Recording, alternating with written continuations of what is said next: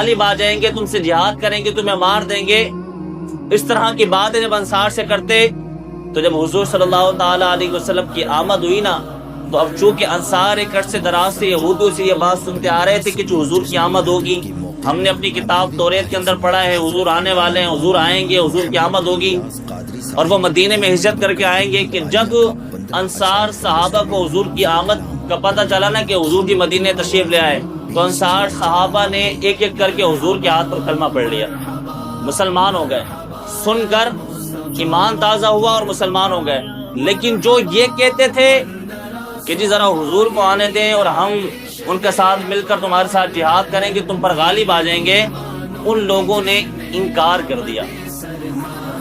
اللہ پاک نے اس آیت کو ذکر کرتے ہوئے فرمایا کہ وہ جو جانے پہچانے نبی کو ماننے سے منکر ہو گئے، جو خود ان کے وسیلے سے دعائیں مانگتے تھے، اللہ تبارک و تعالیٰ ان کا وسیلہ تجھے دیتے ہیں تو ہمیں فتح نصیب فرما. جب وہ نبی صلی اللہ تعالیٰ علیہ وسلم تشریف لائے تو یہ لوگ منکر ہو گئے، ان لوگوں نے ماننے سے انکار کر دیا. تو یہ اس آیت کا ترجمہ تھا. اب اس آیت سے نا دو، ویسے تو کئی سبق ہمیں ملیں گے لیکن دو تفصیلی سبق ہمیں ملیں گے، تو اس پر انشاءاللہ ہم غور و فکر کریں گے. تو نمبر ایک جو ہمیں سبق سیکھنے کو ملا وہ یہ کہ اللہ تبارک و تعالیٰ کی بارگاہ میں وسیلہ پیش کرنا بالکل جائز ہے. اللہ تبارک و تعالیٰ کی بارگاہ میں وسیلہ پیش کرنا بالکل جائز اور بالکل صحیح ہے. اچھا، یہ قاعدہ اپنے ذہن میں بٹھا لیں تاکہ آپ پریشانی سے بچ جائیں. وہ یہ کہ یاد رکھیے گا ہر وہ کام جو پچھلی امت نے کیا اور اللہ تبارک و تعالیٰ نے اسے قرآن میں بیان بھی کیا، اور نہ اللہ تبارک و تعالیٰ نے اسے برا جانا، نہ اسے کرنے سے منع کیا، تو وہ کام اس امت کے لیے بالکل جائز ہے، وہ کر سکتے ہیں جو کام پچھلی امتوں نے کیا. تو پچھلی امتوں نے کیا کیا کہ جب وہ دیکھتے نا کہ ہم خسارے میں جا رہے ہیں، نقصان میں جا رہے ہیں، تو پھر پیارے آقا صلی اللہ تعالیٰ علیہ وسلم کا وسیلہ دیتے کہ اللہ تبارک و تعالیٰ ان کے وسیلے سے. آیت نا وَقَانُوا مِن قَبْلُ يَسْتَفْتِحُونَ عَلَى الَّذِينَ كَفَرُوا. یہ جو لفظ اعلیٰ ہے نا، تھوڑی علمی اگر گفتگو کروں تو میری بات کو سمجھیے گا. یہ لفظ اعلیٰ جب طلب یا دعا کے ساتھ آتا ہے نا تو یہ مشکل پر دلالت کرتا ہے. یعنی قرآن میں جب لفظ اعلیٰ آئے اور اس کے ساتھ طلب یا دعا ہو تو پھر یہ لفظ اعلیٰ مشکل پر دلالت کرتا ہے. اللہ تبارک و تعالیٰ نے فرمایا نا وَمِن قَبْلُ يَسْتَفْتِحُونَ عَلَى الَّذِينَ كَفَرُوا. تو کہا کہ جب یہ مشکل وقت میں پڑ جاتے ہیں اور یہ دیکھتے ہیں کہ اب یہودی اور یہ جو دوسرے قبیلے کے لوگ ہیں یہ ہم پر چڑھائی کرنے والے ہیں، ہمیں قتل کرنے والے ہیں، ہمیں غرق کرنے والے ہیں، تو پھر یہ حضور صلی اللہ تعالیٰ علیہ وسلم کا وسیلہ دے کر اللہ سے دعا مانگتے، اور اللہ تبارک و تعالیٰ ان کے وسیلوں کو بھی قبول فرما لیا کرتا تھا. اللہ پاک ان کے وسیلوں کو بھی قبول فرماتا تھا. کہ حضرت آدم علیہ السلام آپ نے نا جنت کے اندر کئی مقامات پر پیارے آقا صلی اللہ تعالیٰ علیہ وسلم کا نام میرے رب کے نام کے ساتھ لکھا ہے. تو یعنی لا الہ الا اللہ محمد رسول اللہ صلی اللہ تعالیٰ علیہ وسلم، یہ کوئی اعلیٰ ہستی ہوں گے. آپ نے اللہ تبارک و تعالیٰ سے کہا کہ مولا یہ محمد صلی اللہ تعالیٰ علیہ وسلم کون ہے؟ تو اللہ تبارک و تعالیٰ نے فرمایا کہ آدم یہ میرا محبوب ہے، اگر میں اسے نہ بناتا تو میں تجھے بھی نہ بناتا. اے آدم اگر میں اسے نہ بناتا تو میں اس دنیا کو نہ بناتا. اے آدم اگر میں اسے نہ بناتا تو میں اپنا رب ہونا بھی ظاہر نہ کرتا. اور پھر اللہ تبارک و تعالیٰ نے فرمایا کہ یہ تیری اولاد میں سے بھی ہے، یہ تیرے بیٹوں میں سے بھی ہے. تو پھر حضرت آدم علیہ السلام نے فرمایا کہ مولا ایسے عزت والے بیٹے کا وسیلہ میں تیری بارگاہ پیش کرتا ہوں، میری اس خطا کو معاف فرما دے. اللہ تبارک و تعالیٰ نے فرمایا کہ آدم اگر تو میرے محبوب کا وسیلہ دے کر اور زمینوں والوں کا بھی بات کرتا تو میں تمام کے تمام کو بخش کے رکھ دیتا، تمام کے تمام کی مغفرت فرما دیتا. تو بات ہو رہی تھی وسیلے کی کہ حضرت آدم علیہ السلام نے جب حضور کا وسیلہ اللہ تبارک و تعالیٰ کی بارگاہ میں پیش کیا تو اللہ تبارک و تعالیٰ نے آپ کی خطا کو معاف فرما دیا. اچھا، بات پھر یہاں بھی ختم نہیں ہوئی، اور روایت کے اندر ملتا ہے کہ حضور صلی اللہ تعالیٰ علیہ وسلم نہ چھوٹے تھے، اور اس روایت کو ایک صاحب جلہم ان کا نام تھا، انہوں نے اس روایت کو آگے بڑھاتے ہوئے کہا کہ مکہ کے اندر نا قحط سالی ہو گئی، بارش نہیں آ رہی، ہمارے یہاں تو آ رہی ہے بارش اور بھرپور آ رہی ہے ماشاءاللہ. ایسے آئے تو اللہ پاک کی رحمت ہے، اللہ پاک رحمت والی بارش عطا فرمائے، بولے آمین. اور جن بھائیوں کا اس بارش کے اندر نقصان ہوا، اللہ تبارک و تعالیٰ ان کو بہترین نعم و بدل عطا فرمائے، بولے آمین. اللہ پاک ہم تمام کی جانی مالی حفاظت فرمائے، بولے آمین. تو کہا کہ مکے کے اندر قحط سالی ہو گئی. اب جب بارش نہیں آئی تو مویشی مرنے لگے، بیمار ہونے لگے، زمینوں نے اناج دینا بند کر دیا، یعنی کہ ایک امت پریشانی میں مبتلا ہو گئی. تو ایک شخص آیا اور آ کر کے حضرت ابو طالب جو حضور کے چچا تھے ان سے کہنے لگے کہ آپ آئیں اور آ کر کے مکے کے سامنے دعا کریں کہ اللہ تبارک و تعالیٰ بارش کو بھیج دے، بارش آ جائے تاکہ ہم قحط سالی سے بچ جائیں. تو لکھنے والوں نے لکھا کہ حضرت ابو طالب نے نا حضور کا ہاتھ پکڑا اور حضور کو اپنے ساتھ ساتھ لے کر کے آ رہے ہیں. حضور کا ہاتھ پکڑا، حضور کو ساتھ ساتھ لے کر آ رہے ہیں.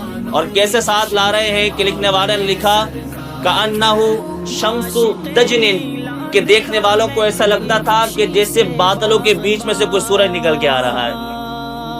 بادلوں کے بیچ میں سے کأنہ شمس دجن، کہا کہ ایسا لگتا تھا کہ بادلوں میں سے کوئی سورج نکل کے آ رہا ہے. حضرت ابو طالب نے حضور کا ہاتھ پکڑا اور ساتھ لا کے مکے کے ساتھ ٹیک لگا کر بٹھا دیا اور خود بھی دعا کرنے لگے. اس نے کہا کہ جیسے ہی پیارے آقا نے اپنی انگلی کو آسمان کی طرف اٹھایا نا، کوئی بادل نہیں تھا، کوئی بارش نہیں تھی. بارش کے لیے دعا کرنے کے لیے تو یہاں پر آئے تھے، لیکن جیسے ہی پیارے آقا نے اپنی انگلی کو اٹھایا، اللہ تبارک و تعالیٰ نے فوراً بارش کو برسا دیا. کسی نے کہا نا کہ چاند چھپ جاتا ادھر، انگلی اٹھاتے وہ جدھر، کیا ہی چلتا تھا اشاروں پر کھلونا نور کا.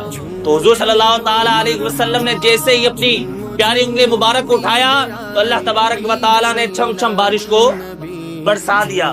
بات یہاں بھی ختم نہیں ہوئی، یہ ہوا کسے وسیلے سے. اللہ تبارک و تعالیٰ کی بارگاہ میں حضور کا وسیلہ اللہ تبارک و تعالیٰ کو بڑے پسند ہے، اور حضور کو اپنی بارگاہ میں سب سے زیادہ جس ذات کا وسیلہ پسند ہے نا، وہ حضور کی صاحبزادی حضرت فاطمہ طیبہ طاہرہ زاہدہ، حضرت فاطمہ رضی اللہ تعالیٰ عنہ. حضور کو بڑا پسند ہے کہ حضور کی بارگاہ میں حضرت فاطمہ کا وسیلہ دے کر دعا کی جائے. تو آج نا یہ وظیفہ بھی آپ لے جائیں کہ جب بھی دعا کریں نا تو اس طرح کریں کہ اللہ تبارک و تعالیٰ حضرت فاطمہ کے صدقے، حضور کی لخت جگر کے صدقے اور اپنے پیارے محبوب کے صدقے اللہ تبارک و تعالیٰ ہماری پریشانی کو دور کر دے. تو وسیلے سے نا دعا مانگا کریں. اچھا وسیلہ صرف یہ نہیں کہ جی پریشانی میں مبتلا ہے، کوئی بڑی پریشانی آگے وسیلہ نہیں. رزق میں تنگی ہے، حضور کا وسیلہ دے کر دعا مانگے، اللہ تبارک و تعالیٰ اس تنگی کو دور فرما دے گا. اب کئی لوگ آتے ہیں نا کہ جی رشتے نہیں ہو رہے، رشتوں میں رکاوٹ ہے، تو چلے یہ وظیفہ بھی لے جائیں. ہم کوئی دوسری مخلوق نہیں ہے یا دوسرا کوئی وظیفہ نہیں آتے، ہم بھی دعا میں حضور کا وسیلہ پیش کرتے ہیں، اللہ تبارک و تعالیٰ دعا کو قبول فرماتا ہے. جو شخص کے رشتے نہیں ہو رہے، حالات سے پریشان ہے، رزق سے پریشان ہے، جاب نہیں لگتی یا اور بھی XYZ کوئی بھی معاملات ہیں، وہ حضور کا وسیلہ دے کر اللہ تبارک و تعالیٰ سے دعا مانگے، اللہ تبارک و تعالیٰ فوراً ہی قبول کرتا ہے. ایک شخص آیا، حضور مسجد نبوی کے ممبر پر تشریف فرما، ایک اعرابی دوڑتا ہوا آتا ہے اور آ کر عرض کرتا ہے یا رسول اللہ رحم. حضور فرمانے لگے کیا ہوا؟ عرض کی یا رسول اللہ مدینے میں قحط سالی ہے، جانور مرتے ہیں، آپ دعا فرمائے نا اللہ تبارک و تعالیٰ بارش عطا فرما دے. بھئی بارش کون دے گا؟ سارے بولے کون دے گا؟ بارش اللہ دے گا، روکے گا بھی اللہ. تو پھر اللہ سے مانگنا چاہیے تھا. یہ حضور کی بارگاہ میں صحابی کیا کرنے کے لیے آ گئے؟ حضور کی بارگاہ میں کیا کرنے آ گئے؟ اگر کوئی بندہ فتویٰ دے جی حضور کچھ نہیں دے سکتے، تو بھائی پھر صحابہ حضور کی بارگاہ میں کیا کرنے کے لیے آ گئے؟ کہ صحابہ کا عقیدہ معذرت ایسے کمزور تھا، صحابہ کا عقیدہ ایسا تھا کہ صحابہ کے عقیدے پر اس پوری امت کے عقیدے کو جمع کر دے تب بھی صحابہ کے عقیدے پر نہیں پہنچ سکتا. ایسا مضبوط ہمارے صحابہ کا عقیدہ تھا. لیکن بارش چاہیے حضور کی بارگاہ میں، اولاد چاہیے حضور کی بارگاہ میں، حتیٰ کہ عطر بھی چاہیے تو حضور کی بارگاہ میں. بھائی حضور عطار تھے، عطر فروش کرنے والے تھے نہیں، لیکن کیا عطر بھی چاہیے تھا تو حضور کی بارگاہ میں آتے تھے. انہیں پتا تھا رب ہے موتی، یہ ہے قاسم، رزق اس کا ہے، کھلاتے یہ ہے. کہا کہ حضور صلی اللہ تعالی علیہ وسلم اللہ کے محبوب ہیں، اور محبوب سے جب کچھ مانگا جائے تو پھر وہی بھی منع نہیں کرتا۔ حضور کی بارگاہ میں آ گئے، آ کر کہنے لگے یا رسول اللہ دعا فرمائے بارش ہو جائے۔ حضور فرمانے لگے بس حضور ابھی تو فی الحال یہی کام سے آیا ہوں۔ حضور نے ہاتھوں کو جیسے ہی اٹھایا، اللہ تبارک و تعالیٰ نے چھم چھم بارش کو برسا دیا۔ بارش ہو گئی، خوش ہو گئے، چلے گئے۔ دوسرا ہفتہ آیا، وہی وقت وہی جگہ، وہ پھر دوڑتا ہوا آیا، آ کر کے کہنے لگا یا رسول اللہ رحم۔ حضور فرمانے لگے اب کیا ہوا؟ عرض کی یا رسول اللہ اب اس ہفتے بارش اتنا ہو گئی کہ اب ہمیں ڈرے کہ مویشی ہلاک نہ ہو جائیں، ہماری زمینیں تباہ نہ ہو جائیں۔ حضور دعا فرمانا کہ یہ بارش بند ہو جائے، حضور دعا فرمائے یہ بارش بند ہو جائے۔ لکھنے والوں نے لکھا حضور نے جیسے ہاتھوں کو اٹھایا، اللہ تبارک و تعالی نے بارش کو بند کر دیا۔ یہ تو تھی حضور کے وسیلے کی دعا۔ اب جو آیت میں نے آپ کے سامنے پیش کی اس میں میں نے ایک اور ذکر کیا تھا کہ اللہ پاک نے فرمایا کہ یہ میرے محبوب کا وسیلہ دے کر دعا مانگتے ہیں، میں دعا قبول بھی کر لیتا ہوں، لیکن جب اس نبی کی ولادت ہوئی تو یہ منکر ہو گئے، یہ حضور کو جانتے پہچانتے ہوئے بھی منکر ہو گئے۔ اور کیسے پہچانتے؟ اللہ تبارک و تعالی نے قرآن میں فرمایا الذین اعطیناہم الکتاب یعرفونہ کما یعرفون ابناءہم۔ اللہ پاک نے فرمایا کہ وہ لوگ میرے نبی کو اس طرح پہچانتے ہیں کہ جس طرح انسان اپنے بیٹے کو پہچانتا ہے۔ یہودی نبی کو اس طرح پہچانتے تھے کہ جس طرح اپنی اولاد کو پہچانا جاتا ہے۔ حضرت مفتی احمد یار خان نعیمی نے اس آیت کے تحت لکھا کہ کیسے پہچانتے تھے، تو کہا کہ انسان اپنی اولاد کو نا 1000 کے مجمع میں بھی پہچان لیتا ہے۔